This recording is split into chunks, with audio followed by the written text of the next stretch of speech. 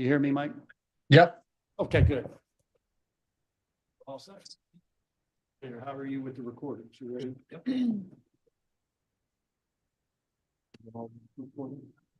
Okay.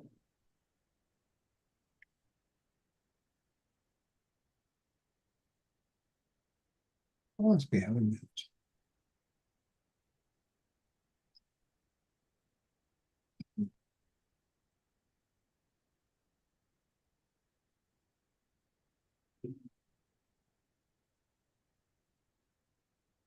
I call to order the August 18 Municipal Authority meeting.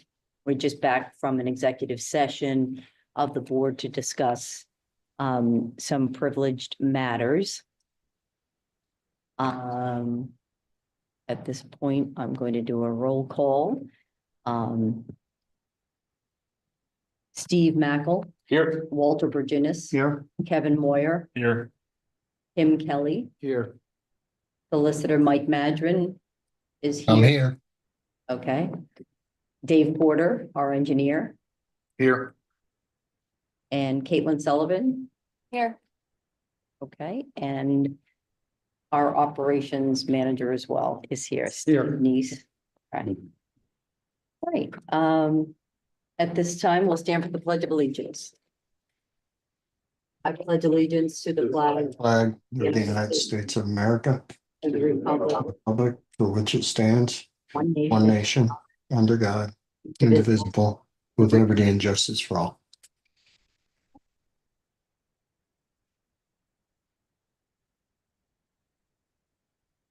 Everybody's had a chance to review the agenda. Do I have a motion to approve? So moved. Thank you, Walter. Do I hear a second? Second. Any questions or comments? All those in favor? Aye. Aye. Okay, I noticed that we do have a couple members of the public here today. We are taking comments initially for agenda items only. I'm just checking. Are you here for an agenda item? Okay. Can we take them out of order? Would that be okay, Mike? They're just Or- here to observe. Okay, The young man that's here is here for one of his merit badges for the scouting. love And it. his, Welcome. and his leader's here with him as well. Okay. Oh, you're there. Okay. I didn't realize. that you And were- what's the troop? What is the troop 15?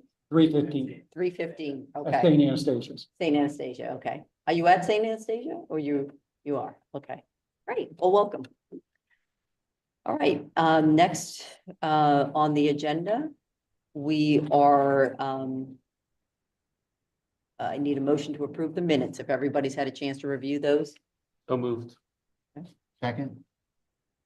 Okay. All those in favor? Aye. Aye. And for the record, that was the minutes from the July 21st, 2025 meeting. Next on the agenda is the treasurer's report. Caitlin or Steve, is anybody giving us a summary? Yes, I will give a brief summary. In the package, you're gonna find the monthly treasurer's report, and we have about roughly 12 million available between capital and operating. Beyond that, you will see the summary report. Combined operating and capital revenue is 2.6 million. And combined operating and capital expenses are 2.5 million. That's the summary. There's also a detailed report that follows that. In addition, in the treasurer's report, you'll see Portnoy totals. Year-to-date collections are $37,058.84, which includes principal and interest collected. And just a reminder that back in May, we sent 124,000 over to Portnoy. And also, 124,000 of debt. correct, that was all Additional- transferred to Portnoy. additional receivables on top of this 37K that we've already collected. 37 was collected of that 124. So of the 124 cents in May, 37K has been collected by PetCo. From January, I would say that a portion of that, I don't know that I have the exact amount of the Okay, so 120. there's some overlap. There's some overlap Okay, I from the understand. prior time as well. The good news, they seem to be on top of the 180 and above. Yes. They're collecting that, which is Yep. great. I think the focus on that has really helped. So thank you. And I may have asked this before, but when we say we collected from Portnoy the 37,000, Mhm. whatever the number was, is that net of their fee? Yes, that is net of Okay. their fee. All right. So the way Portnoy works, I say it's net of their fee. There is a fee that initially we pay for every account we turn over. There's a letter that goes out. There's an initial fee. I think it's $40 or $45 per account. We pay that up front. So that's not net of that, because that we pay up front even before they ever start collections, and that's how it starts. Any fees that they add beyond that is the responsibility of the account holder, and we do not get charged those fees. I see what you mean. Okay, great. That makes sense. And again, I probably asked that question before, so go ahead, Caitlin. Sorry to have interrupted. The last thing would be the aging report. This report was run through the end of July, so this is good through July 31st. The total outstanding is $77,876.90. I did rerun this report Friday. It's been decreased, but like I said, this is based off of July's numbers. Okay. That's all I have, unless you have something more. Any questions for Caitlin on the finance report? Just generally, are we feeling comfortable about where we are from a budgetary perspective and receivables to date? Everything look healthy? Yeah, I would say, looking at it, I think everything is where I would expect it to be at this point. We're a little behind on our billings, but you got to remember that we're always 2 months, or, we've always got that, I say 2 months, we're always that quarter behind. Yeah. And so that's what I would expect. But this does include the July billing. So, we're just shy a little bit of what I would have hoped that we would be at this point. But it's not unusual that through June, we're a little bit behind, because July and August, we pick up, people use more water in the summer. And so we get that extra water, piece at that time. What I don't know is that we've had a very wet spring and summer. And will that reduce people's water usages? Which sometimes it does. It can also increase our flow, which increases the expense. Which is a different issue, which it does. If you look at the RHM report, which we'll talk about in a little bit, you can see there's those days where it rains. The next day it jumps up. Hey, Maria, Yes, I just like to mention that while that seat has probably not been the site of as much intelligence in one of your meetings since Mike Sheridan retired, nobody consulted me on giving my spot away. And I think Steve and Dave and I are going to have a heart-to-heart when I get back. you know what? I was a little confused as well as to why, we played some musical chairs here, but All right. that's why you have to come, Mike. I know, I might be in the back Or on row the next camera time. Person who's operating the camera, if we're all sitting on one side of the room. There was a method to our madness here. Yeah, there was a conversation. No, it's probably not madness. It's probably a great idea. I'm just Okay, right, engineers report. Okay, it was the relatively quiet month, aside from the pre-bid meeting and the pre-construction meeting for the various bids and contracts we have going on. Just a quick update on 312 Echo Valley Lane. We did discover there was some plant material and some stakes left on that property. After I met with the property owner, that material has since been removed. The plant materials were actually installed within that easement. The stakes were removed from the property.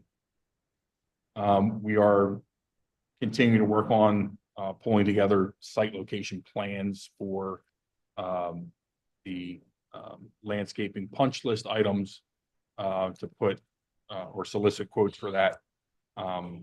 Hopefully, before the next authority meeting in September, we'll have something pulled together that we can, send those out to get some quotes from additional landscapers for those items. Sorry, Dave, what's for what project? What are you referring to? That was just kind of a carryover from the sewer project for the Ashford and Camelot service areas. There was a landscaping punch list for various items kind of through the end of that project that didn't get resolved with the general contractor we had for that project. So as part of that settlement with that contractor, we said, okay, we have X amount of dollars we estimated for landscape restoration. The punch list items are remaining. They have to be, obviously addressed. A couple of them that were on the list that we dealt with specifically, like 305 Echo Valley Lane, was one that we owe some screening across that easement to kind of soften the view from the road. There's several in Florida Park where the grass seed that was initially placed didn't really take, and some property owners had complained that they want some additional seeding and topsoil placed. So those are carried through on that punch list, and those will all be itemized for that quote. Bioxide system was completed and operational. I understand there's a couple of issues with regard to that we're working through with the vendor. There is an item on the agenda a little farther down with regard to cost for that material. The Westchester Pike Sanitary Sewer Repair and Replacement Project. We had the pre-construction meeting on August 5th. The notice to proceed is to be issued formally for mid-September of 2025. The contractor has already actually started sending product submittals for review so they can order structures, manholes, and get their pipe and everything approved. Their goal is to start construction in October of this year for the French Road and the Bryn Mawr Avenue portions of that overall project. Obviously, there was some concern with regard to the Westchester Pike components that the contractor would be sensitive to delays with regard to school starting and then, other things going on within the township. We were actually pleased to hear when we met with the contractor that they would prefer to push that component of the project to 2026. Just to remind the authority, that contract term is 365 days. So if we structure the notice to proceed mid-September of 25, that'll give them a year to complete everything, presuming they start with the Westchester Pike components in June of 2026.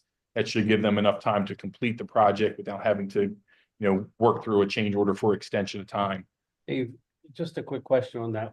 Yep. Was that always gonna be a term of 365 days? Yes. Or was that because I thought you would, when reviewing this before, after the contract bid meeting, Mhm. or when you awarded the contract, some of these were gonna be real short term, is it? Yes, yeah. So the French Road was only going to take about, 2 weeks. Bryn Mawr Avenue is about a week. Westchester Pike is probably going to take around 2 or 3 weeks to get completed. Same with, the one Westchester Pike location near Charlotte's Restaurant was a 2 to 3 week duration. The other one was about a 1 to 2 week duration for the crossing. But because of weather and other circumstances, we typically, give a 6-month or a 12-month contract timeframe. Thank you. And we worked with the contractor, just so everybody else knows that, when we were working with the contractor, they were willing to start earlier next year. In the spring, early spring. We were afraid that might conflict with the PGA tournament that's going to be in town and the traffic we had. So we requested the June start on our end, and they were agreement to that. So that's part of the reason. I don't want you to think the contractor was pushing for that far out. Right. We actually asked for them to push a little Right. further out based on when they wanted to start and what we thought it was going to impact the amount of people we were going to have in town for that event. And so I think they wanted to start as soon as the weather breaks in the spring, April timeframe, and knowing that the PGA was going to be here in May, he said, we don't think you're going to be able to get everything done in time. So would you consider working with us to go after that? And they agreed. The Authority Fog Program, with regard to Luigi and Giovanni, they actually ended up signing the grease trap operation and maintenance agreement with the township and the authority. They are still providing their ongoing reporting. Issues raised in my review letter of the Ebert report that who was the consultant that LNG hired. They're starting to work on responding to that letter with providing some additional information that was requested. And then there's timeframes in that O&M agreement for them to, install separate observation ports in their sanitary sewer lateral, to evaluate the grease traps, size a couple of them that are aging so that they're appropriately replaced with new grease traps, and they're going to continue with the same operation and maintenance pumping schedule as they've been maintaining over the last year, by pumping monthly, which seems to have largely addressed the issue in that area. We have not received any additional complaints from adjacent property owners with regard to sewer blockages or any grease in the system to that regard. Really has been no update on the Stony Knoll project. I think we've received another lateral connection permit application for that project. Still haven't received any sanitary sewer as-built, but to my knowledge, they really only have a couple of lots underway up there. Ellis Preserve has been relatively quiet over the last month or so. No update from the Little League with regard to their plans for connection to public sewer. Hickory Lane Pump Station, I've put together a ballpark infrastructure cost for decommissioning that station and tying it to public sewer, but don't have anything formal yet for the authority's consideration in that regard. Pump station's O&M contract, the request for proposal has been out on pen bid since April or August 1st. We had the pre-bid meeting on the 14th, took, 5 vendors around to all the pump stations in the township, received a good number of questions and comments during that meeting. We've asked that all of the contractors post those comments on pen bid so we can respond appropriately. And I'll be working with Caitlin and Steve on providing records and documents to be responsive to those questions in a timely manner so that we can give the contractors time to be able to be responsive to the bids. A couple of things that transpired over the last month that were not on the report that I initially sent in. One was something that came about pretty recently, which was last week. RHM was out televising lines, doing some regular operation and maintenance of the system in the RHM service area. They found a source of inflow and infiltration into one of the sanitary sewer mains. It appears to have been what's called a capped sanitary sewer lateral. In other words, a sewer lateral stub that was anticipated to be connected to at some point. It was planned for a future connection, but it had a cap installed on it. That cap looks like it either has failed or was not watertight at the time that was installed. So there's a good amount of inflow coming in through that sanitary sewer cap. I only saw a portion of the video that RHM provided. So Harry Robinson with Newtown Public Works is working on getting me the entire video for that section. So until I can review that and take a look at some additional views of that lateral stub to verify that it actually is capped and it's not a live lateral, that may determine what my recommendation is to the authority on how to address it. If it is a live lateral, obviously the property owner would be responsible to remedy that situation. If it's a capped lateral, that's something the authority is going to have to look at taking on. But this speaks to what Steve had mentioned earlier, the inflow and infiltration.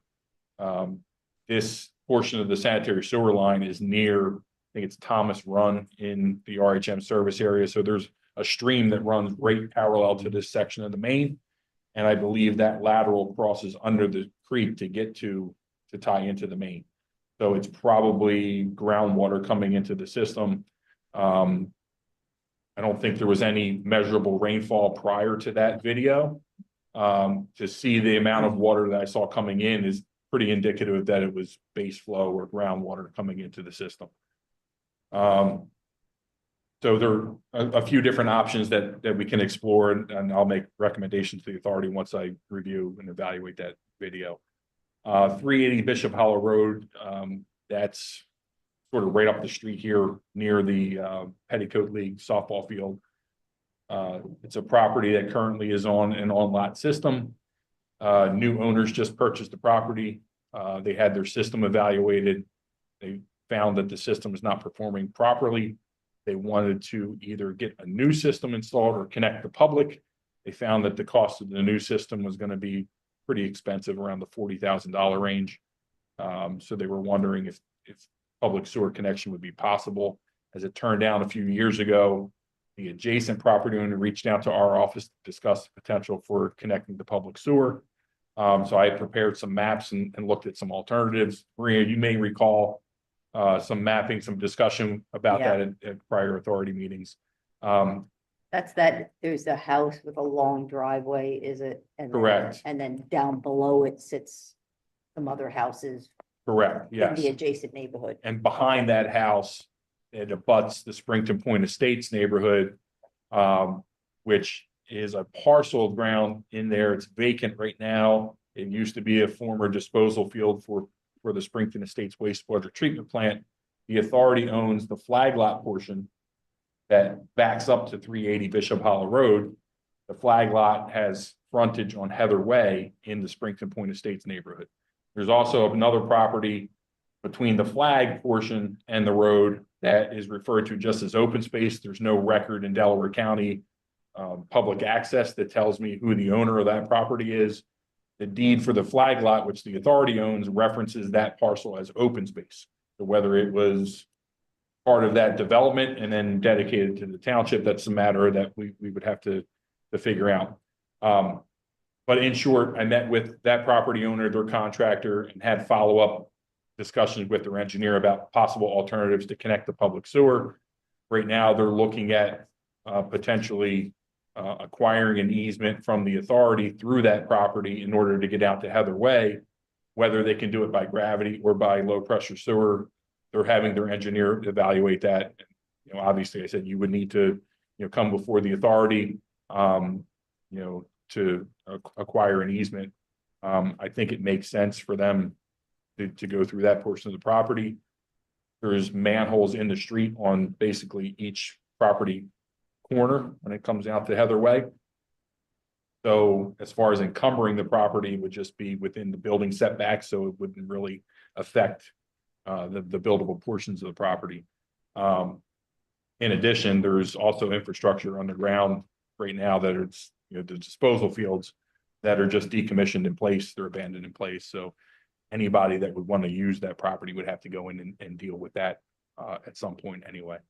But point being, running their lateral along the property lines wouldn't be encumbered in any way with the existing infrastructure there. So that's something that's ongoing, but I wanted to make the authority aware that those owners would likely be seeking an easement from the authority to be able to get their connection to And public. we sewer. haven't done anything by way of starting the process of determining whether or not the homeowner that would be granting the easement is receptive to that.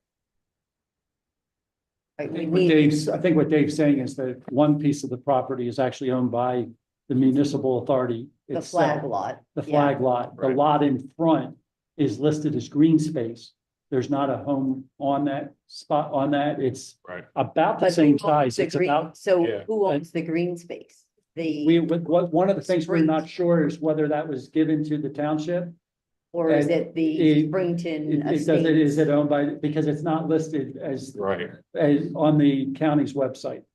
So it may just be listed as green space and Yeah. it may not have any ownership tied to it. So looking at the property, if they were to go down the easterly property line, they would just need an easement from the authority because they would go down the flagpole portion out to the street.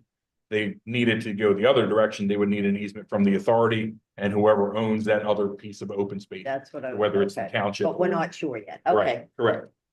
I'm a visual learner, so it took Gotcha. me a while, you know. but- Well, and it's okay. not easy because if you, even if you're a visual person, to understand the way this is set up, it's just Yeah. kind of different. So how did you leave it with them at this point? They've retained an engineer. They're gonna do some surveying to figure out feasibility wise, what makes sense, gravity versus low pressure sewer. They're gonna evaluate their cost. If the cost comes back that is prohibitive, they may decide to just replace their own lot system. If it comes back that it would be a comparable cost, they may pursue acquiring an easement and moving forward with their connection to public. Okay.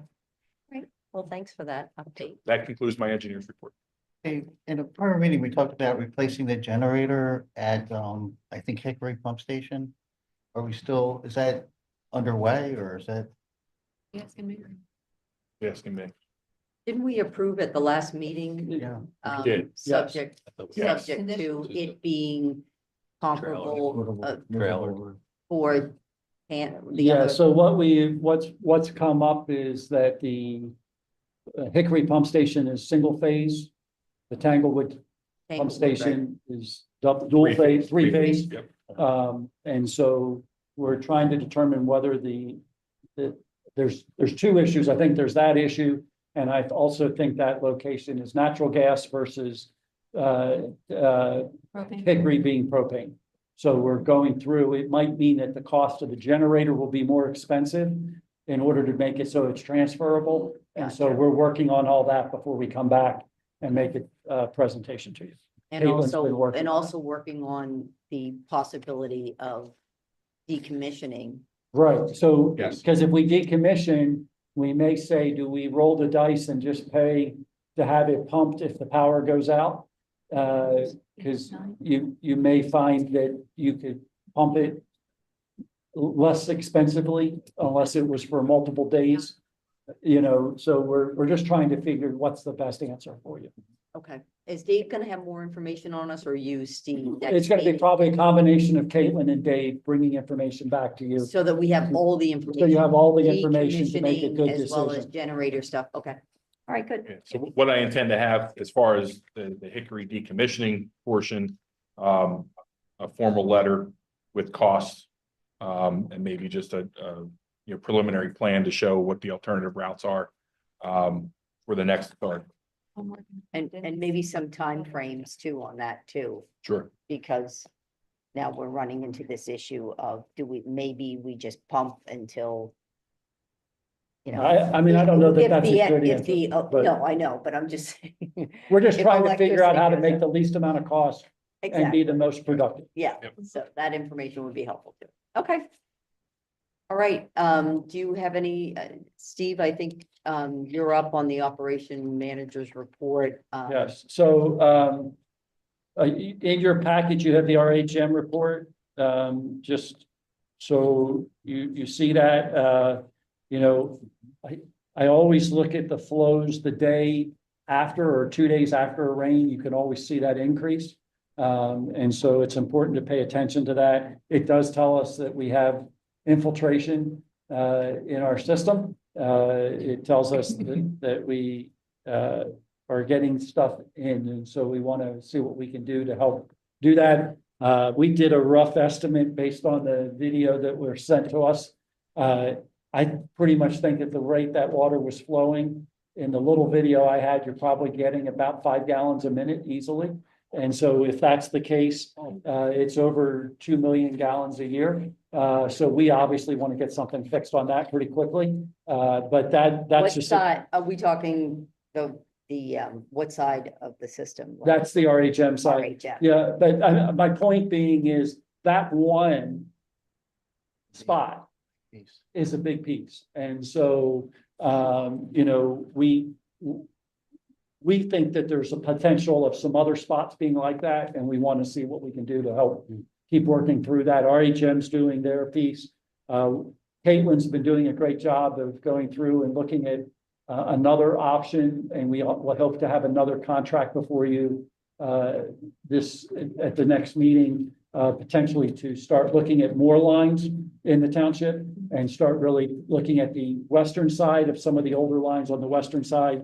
More construction has given us a bid. We just want to understand it a little bit more. We weren't ready to present it yet. So Caitlin's been working with them and doing that. And so we're pretty excited about being able to come back and say, we're going to probably do some more of that exact kind of thing and then look at doing some other fixes over the next 6 months to just keep improving that piece of it. And then you got your KBX report in your packet as well. Keep going back and forth with this Evoqua stuff. We think the dioxide is pretty close to being functional, but we have a couple spots right now that aren't. We're going to get on top of those. And like we said, there's a later spot in your agenda to take a look at that. And so we'll do that. And then just make note that some of your, most of your places had routine maintenance, but there was a couple wet well cleanings. I say a couple, it looks like about a half a dozen wet well cleanings as well. So please make note of that on your, as part of that. That's always good when those are being done. It kind of gets you a fresh start again in your pump stations of being cleaned out and being ready to go. Okay. If that's it, Steve, for your report. I don't have anything else if you're comfortable with that. No? Any questions for Steve, anybody? Okay, moving on. Consider approving the bills on check register B dated August 18, 2025, totaling $249,051.44. Do I have a motion? So moved. Thank you, Steve. Second. Second by Walter. Any questions or comments? All those in favor? Aye. Consider ratifying the reoccurring bills paid on check register A dated August 18, 2025, totaling $3,299.87. Do I hear a motion? So moved. Thank you, Walter. Second. Second from Tim. Any questions or comments? All those in favor? Aye. All right, next, consider approving a $608.13 escrow release from Kind Plumbing located at P.O. Box 493, Newtown Square, for completed work at 120 Mulberry Lane. Do I hear a motion? So moved. Thank you, Steve. Second. Second from Walter. Any questions or comments? Is it generally safe to presume when we see these like couple $100 proposals on the agenda that the staff recommends we're approving these things or not necessarily? Yeah, I would say in this case, the engineers reviewed this because the engineer is the one that charges to that escrow. And they've reviewed and said it's ready to be released. That's how it gets on your agenda. Okay, but are there things on the agenda that will show up like this for this dollar amount that you might not necessarily recommend that would warrant? Oh, I understand. You're talking Right, like if just. it's on here, can I presume you guys have looked at it and it's on here because you recommend approving it or not necessarily so? I think if it's not, then we will speak to it. Like if it's something that we think that you need, that it's been requested and we disagree with, we will let you know that we Or if it's not disagree. consistent with like precedent that we've had. That's before or correct. something.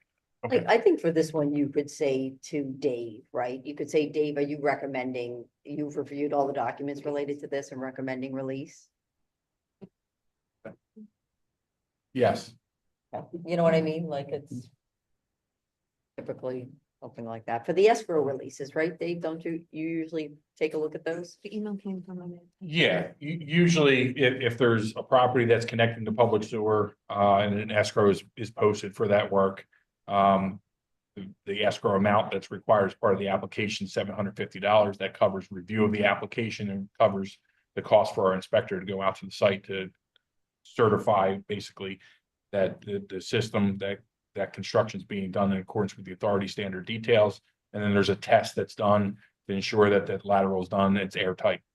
So yeah, when there's money left in that account, or for example, if there's an escrow that's posted for a transfer of ownership, and they don't have time to make the connection prior to transfer of ownership of the property, to have that property connected to public sewer. They put money in escrow to have that work done. Once that work's done, if there's money left over, we basically provide our final inspection report to the township staff. They log it in, it's completed. If there's money left, it ends up on the agenda to release it back to that property. If they requested. But if It's it's on the agenda, you guys have looked at it, have verified that it makes sense, and then it's on the agenda for. That's And correct. like Steve said, sometimes maybe they want our input and they don't have a firm recommendation. They want to At discuss which it point with you them. would prompt a discussion. We would Right. I prompt the discussion. understand. Thank you. I'm good. Okay. All right, then moving on. I don't think we finished the. Oh, thank you. Good to be sitting next to the secretary. Yeah. All those in favor? Aye. Aye. Okay, motion passes. Consider approving a refund to Dennis and Bernadette Baruch for 3559 Murwood Drive in the amount of $872.52 for non-sewer related payment. I think there was some items in our agenda on there. And there was some items within our packet. Do I hear a motion? So moved. Thank you, Steve. Second. Second from Tim. Any questions or comments on this one? Okay. All those in favor? Aye. All right, consider approving a refund to Jill Gabriel for 401 Park Hill Lane in the amount of $488.68 for a sewer overpayment. Do I hear a motion? So moved. Thank you, Walter. Second. Second from Steve. Any questions or comments on this one? There was information in the packet on this. We appreciate that. All those in favor? Aye. Aye. All right, consider adjusting Marple Newtown School District sewer bill due to a water main break on their property that resulted in high water usage. I guess thereby increasing the sewer authority bill. The motion is to reduce the gallons from 1,907,700 to 361,800. Do I hear a motion? So moved. Thank you, Tim. Do I I'll hear- second. Second. Thank you, Kevin. I think we have questions on this Go and ahead. who's best prepared to? Yeah. I think Caitlin's Explain probably this to best us. prepared. They had high water usage from Aqua, and that's what we based the billing off of. There was a pipe that broke on their property underground. So they had to dig everything up. So we did review their past water usage and base it last year on their highest gallons of usage for the last year. And so we did a whole year, 1 year review. Yes. Okay. I mean, in light of your review, I think there were some things in the packet. Does that sound reasonable? As far as, I mean, we're essentially estimating what their typical usage would be. And since water hasn't flown into, the authority's system, That's correct. there was no actual usage of the system, that it broke, and we believe the water then just dissipated into the ground. Is That's that correct. They even provided pictures. Yes. okay? I haven't reviewed the pictures. You've looked at them, and I have, yes. I didn't think we got pictures No. in our packet. I reviewed something that says that pictures had been reviewed of it or Yeah. something similar to that, Okay. that Yeah. they did I did provide receive evidence the of those. pictures myself, but they're not in the packet. Okay. I think in the past we've received pictures like that. If it's easy enough to send them, Okay. I would And- request for the next time, because I mean, it does give us that added, especially for, the entity that we're talking about, that, we want to make sure we're not, we want to treat everybody the same. We bill quarterly, but Aqua bills monthly, so how did that line up with our bill? Like, you had to do some math just to separate it by month?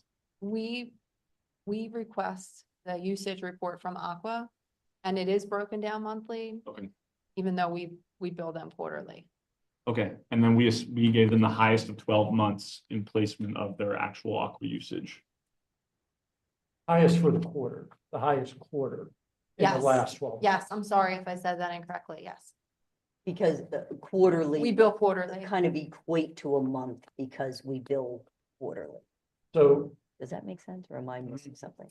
so over their 3-month period, it showed they used 1.9 million gallons. Okay, And we said over that 3-month period, the highest 3-month period they had in the last 24 months was 361,000 gallons. And so Okay. that's the number we used because we didn't have the exact reading. I understand. So you threw out the whole quarterly bill, replaced it with the highest quarterly bill of the last 24 months. Correct. Correct. Okay, got it. Okay, I think that makes sense. And we've confirmed, you're confident, Caitlin, that you saw evidence of a water break. Yes. And therefore a substantial part of this did not enter our system. Okay. I'm prepared to vote. Is everybody okay? Any further questions?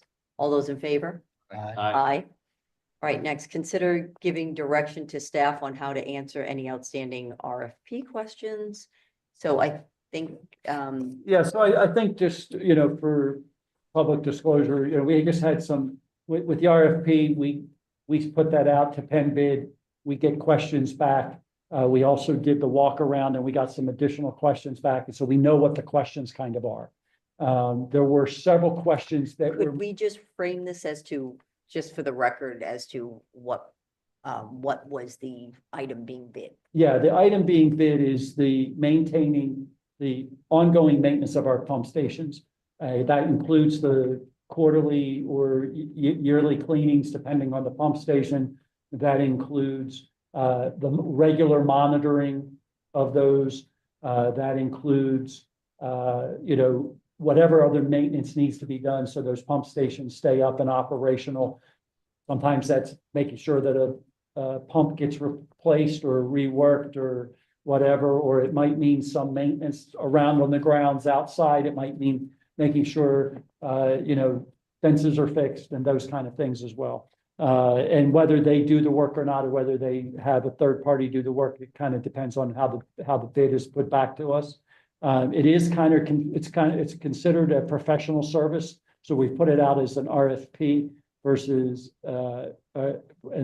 just looking for a bid in general in that way. And we've worked through with our solicitor on that. So the outstanding questions, most of them, I will tell you, we I think have about 15 right now. Our intention is that the engineer and the staff are going to probably answer 12 of those 15 on our own without your input. But there were a couple questions that we thought were important to get a little bit of your input on so that we know, because they're a little bit more of a philosophy difference than just a operational issue. It's not how the pump station operates, it's how they're doing their job. So for example, one of those that we were hoping to get some feedback from you, what your preference is one of the bidders asked if they worked with us to set up at an equal cost of monitoring the pump station.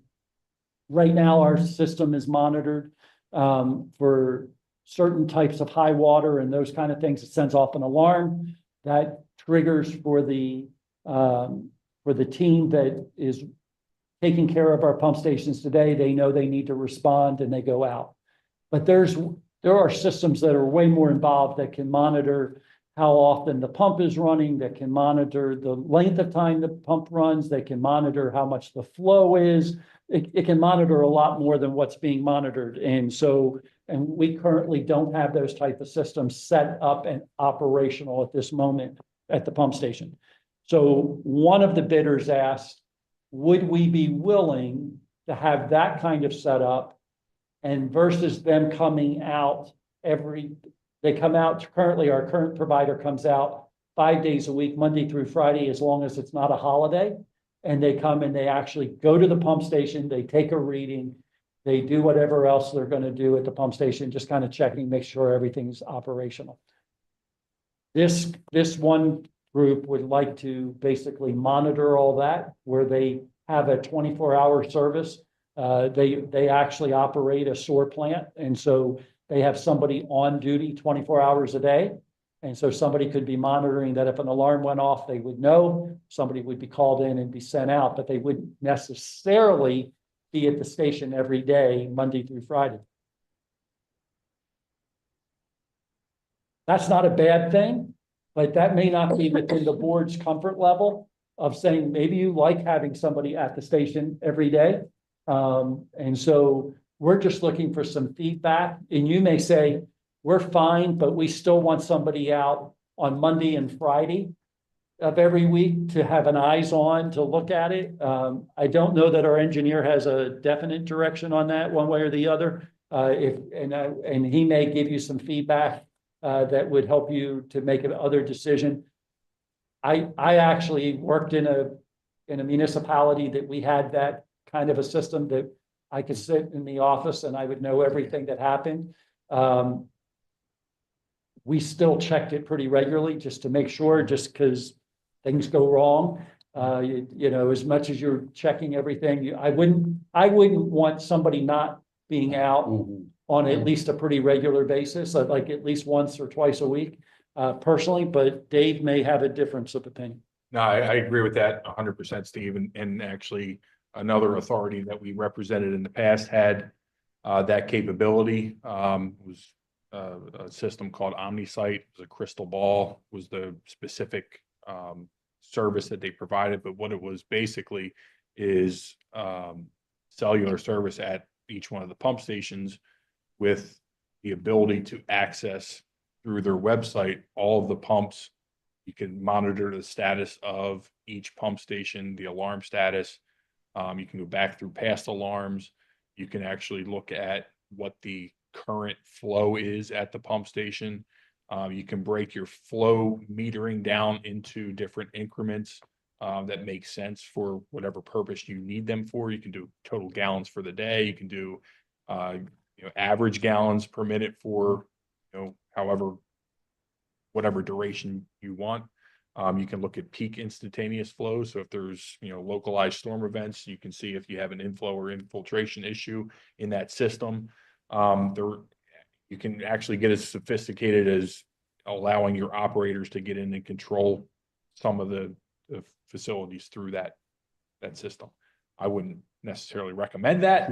I think having remote control of a system that it can lead to disaster. But yeah, I agree, Steve. Having somebody out there to physically put eyes on your mechanicals, at least on a weekly basis, if not a couple of times a week, makes sense. Right now, the systems that the authority runs, the new pump stations have the capability to implement that pretty easily. The other pump stations obviously would have to be retrofit to allow for that to occur. And some of the pump stations actually don't have flow meters, some of the smaller pump stations. And given that there's no consistency in our system, and we've already put this out to bid, don't we want to see what they're offering us? Like, they know they should have some familiarity. We should be giving them enough information that they can provide a bid. And, there may be a company that comes in and wants to do all of this remote. Well, what's your price for that? You know what I mean? And then we're going to see another company that says, we're going to go out every day. Might see another company that, twice a week, and some of the remote, review for the pump stations where it's feasible. I don't know. I mean, I don't know. It just seems to me like we could be here all night talking about how much more detail we want to put, into the bid that is already out there. I don't know. I mean, maybe Mike, you should be chiming in on this. I agree 1000% with what you just said. And it almost feels like akin to a design build. Like, hey, we want our pump stations maintained. Yeah. Tell us how you're going to do it. Efficiently. And then we'll make a decision based on our confidence level. But it sounds like we have at least one bidder who feels, or proposer, I guess, who feels like they need a bit of coddling when answering this. Just tell us what you're gonna do and we'll make a decision. Feels like the path that we should be taking to me. They're the experts, you tell us, I mean. Yeah, right. What's reasonable But from here? their angle, if we're gonna shoot it down immediately, like, why would they even go through the trouble? Right, So right. they're before they actually do a full proposal. Anything, I'm open to anything. I don't think we are served by being overly rigid here. I think we should be open, like everyone seems to be agreeing. Okay. But I would say you still want to require maybe once a week, because we've had issues with tree branches falling on through roofs, and I'm not sure that any kind of monitoring would detect that, hey, there's something wrong with your roof, you know? Yeah.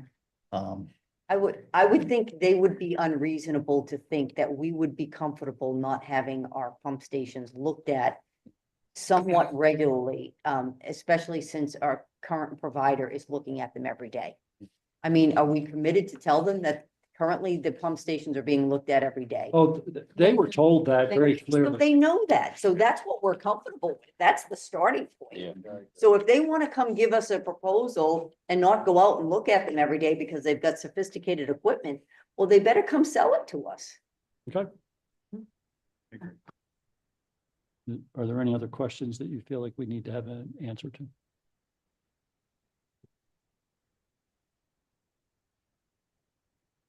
No. right. I think that was the main one Okay. that was, because that's just enough different Yeah. than what you had. I just wanted to make sure. No, I think that was good that you brought it to us, and I think we're gonna, So- I think we're gonna be more prepared now in light of that Yeah. to look at the proposals when they do come in. Understanding what's Yeah. involved in each Yeah. one of them. Yep, so that was good. Okay. So there's no motion tied to that, it's just. No, there's no, you've given us enough direction. I don't think that you have to. I don't think there's any action that needs to be taken unless Mike feels different. Yeah, I agree with that.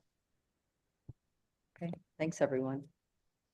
All right, next, consider approving of Aqua quote number Q2508115 TP1 for bioxide priced at $3.49 per gallon, and I would just add to that, locked in for a 6-month period only. Do I hear a motion? So moved. Okay. Second from Tim. Can you make this subject to my approval so I get eyes on the document? Definitely agree with that, yes, and kind of revising that motion to state subject to legal review. We have a motion and a second. You guys okay? Who made the motion and the second with the Is this subject to also legal for a review? 6-month term, you said? Yes, Okay. the price is locked in for 6 months, so we would have to renew it. We don't know what their pricing is going to be after that.